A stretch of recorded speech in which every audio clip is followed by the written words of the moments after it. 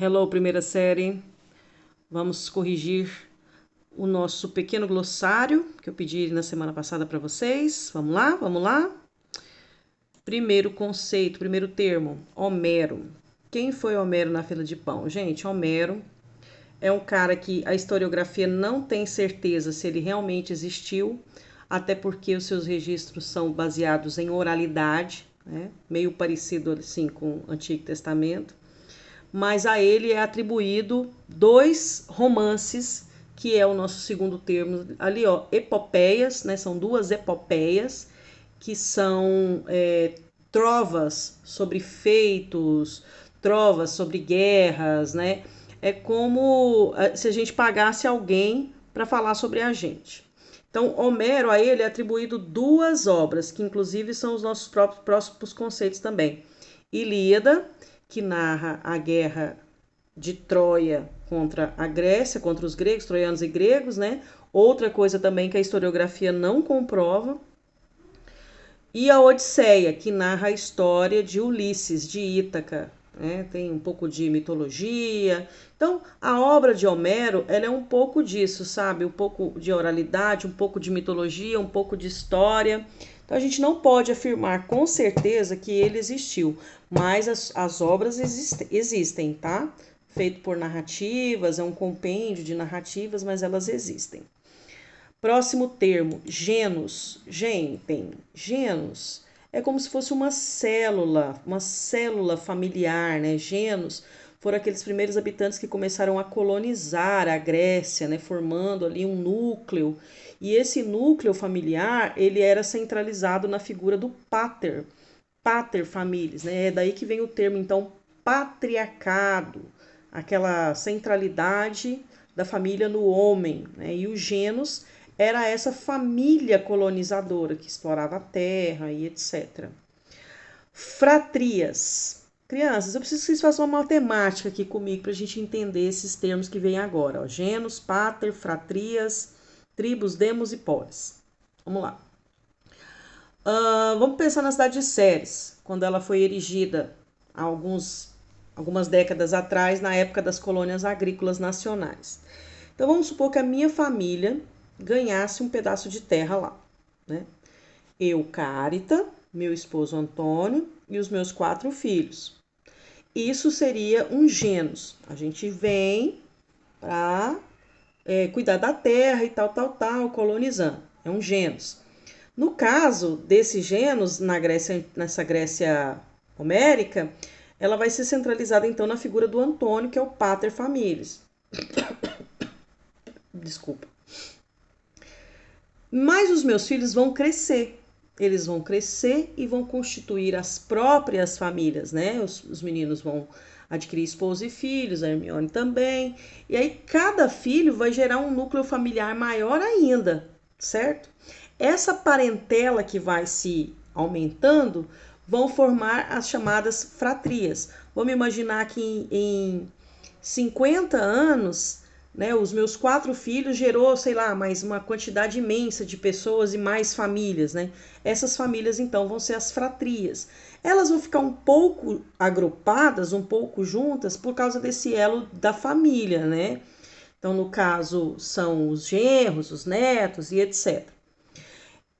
A disputa por genos, ela vai gerar, então, uma igualdade social entre esses fraternos. Gente, a palavra fratria vem de fraterne, que é do latim, que significa irmandade. Então, tá tudo ali em família, tá tudo bom, tá tudo legal, não tá tendo uma disputa. Só que quando acaba esse período pré-homérico, essas fratrias aí, elas vão se evoluírem, né, vão crescerem para tribos, porque vai ter um distanciamento. Imagine só, no começo são 4 irmãos, em 50 anos não se tem mais fraternidade entre esses 4 irmãos, porque os filhos, os netos, os sobrinhos, os primos e etc., eles vão se expandir. E a fertilidade da terra da Grécia nunca foi uma coisa muito forte. A Grécia sempre foi infértil.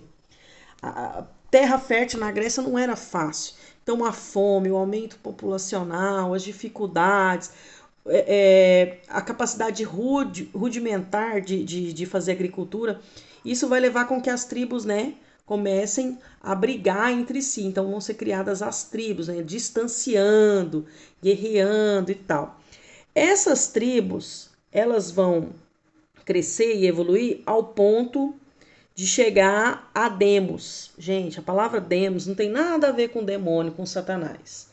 Demos tem a ver com povo, com popular.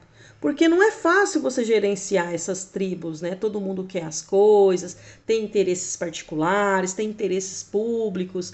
Então, essas tribos vão crescendo e vão demandando essas coisas públicas, né? Já pensou, tá uma galera morando num lugar, tem que ter um rio, tem que ter uma limpeza, tem que ter um horário de trabalho, coisas públicas. E vai ter também os interesses particulares daqueles, né, que se destacam, imagina, os homens mais fortes, os homens mais hábeis e etc. Esses demos, então, vão evoluir para uma organização um pouco mais complexa, né? E onde vai haver a desigualdade social. Vai ser nas tribos que vai começar, na transição das tribos para as demos, que vai começar a desigualdade social. Porque essa rivalidade, essa questão de organização, essa complexidade, vai gerar o quê, gente? Vai gerar a chamada divisão social, né? Então, vai começar basicamente aí na demos, na transição para polis, aquela coisa do assim, eu cheguei aqui primeiro, minha família tá aqui há mais tempo, não sei o quê, não sei o quê. E as classes sociais vão ser criadas, né? Vai haver uma grande disputa entre 3 nichos sociais, principalmente. Os eupátridas, que são os bem-nascidos, os que chegaram primeiro e etc. Os georgóis, que são aqueles que lidam diretamente com a terra, né, que tem a propriedade da terra. E os teetas, que são aqueles rodados totais que chegaram depois e tem que trabalhar para os outros. Vai ter uma divergência muito grande e, obviamente, vocês sabem muito bem o resultado dessa matemática, né? Os eupátridas vão submeter os georgóis, que vão submeter os teetas, e a sociedade grega vai nascer ali. A polis grega não preciso explicar para vocês, que a gente falou muito sobre isso no princípio das aulas de história, que a polis grega, como o próprio nome já diz, vem de coisa pública. Essa galera precisava de um espaço que fosse ao mesmo tempo privado, né, para os bem-nascidos, para os top da parada, mas também o espaço público, né, gente, o lugar onde eles pudessem comercializar as coisas, onde eles pudessem trocar as coisas, onde pudesse ser estabelecido as artes e onde eles também pudessem estabelecer as coisas públicas, que é a política. A polis é dividida em 2 espaços públicos centrais, que é a ágora, que é a parte central, onde as pessoas se encontram para comercializar, para discutir, e a Partenon, né, que é a parte mais alta, geralmente, onde eles faziam sincretismo religioso. Né? Então, basicamente, a polis é isso. É um espaço onde vai haver uma coexistência do público e do privado.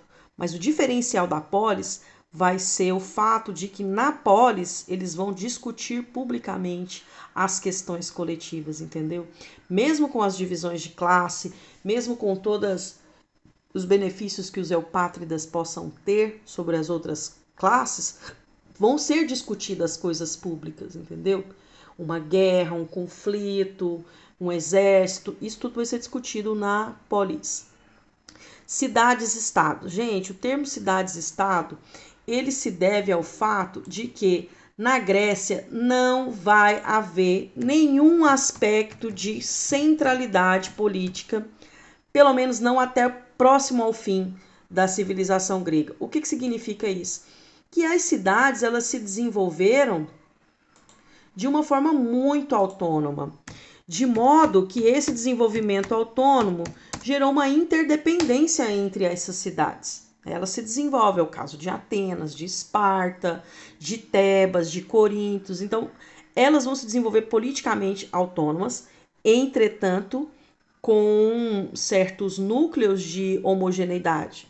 Cultura, idioma, religião, modo de vida, modo de organização, né? mas politicamente, cada um cuidando da sua. Isso é ótimo, né, gente? Até porque a geografia grega, ela é propícia para isso, né? Se você pensar, como que você vai gerenciar um império de ilhas, de território recortado, que é o caso da geografia grega, né? Próximo, próximo. Cinecismo. Essa daí. Cinecismo vem do grego sinoikismo, que é uma fusão. É a estratégia de pequenas comunidades se unirem em uma maior por motivos defensivos, substituindo totalmente as pequenas pelo processo que na Grécia Antiga levou à formação da polis. Nossa, vacilo meu, hein? Devia ter corrigido essa questão, essa palavra antes, quando a gente começou a falar de genos, mas eu não vi que ela estava por último. Essa mania minha de fazer as coisas por ordem alfabética, né? O que acontece? O cinecismo é uma maneira quase que natural da colonização, né? Da aglomeração, da formação dos espaços, né? Da ocupação. Então, você tem várias famílias que se unem, que se juntam num lugar para se defender. Você tem que pensar que a Grécia Antiga é um estado sem direito, né, gente? Então é pela força, quem chegou primeiro e etc. Então elas vão se unindo através desse cinesismo. Acabou? Descentralização, acho também que isso ficou bem claro, né? Descentralização é um aspecto não unificado da civilização grega. A civilização grega, ela não vai ter uma unidade, a não ser quando Alexandre o Grande, da Macedônia, que era um território da Hélade, vai conquistar os povos gregos, mas antes disso não haverá nenhum tipo de centralidade, né? As cidades-estados, inclusive, vão ser rivais, né? O caso de Esparta e Atenas, por exemplo. Gente, eu espero que vocês tenham curtido aí a nossa correção básica e fiquem aí com o período arcaico grego. Vejo vocês na próxima aula. Beijo!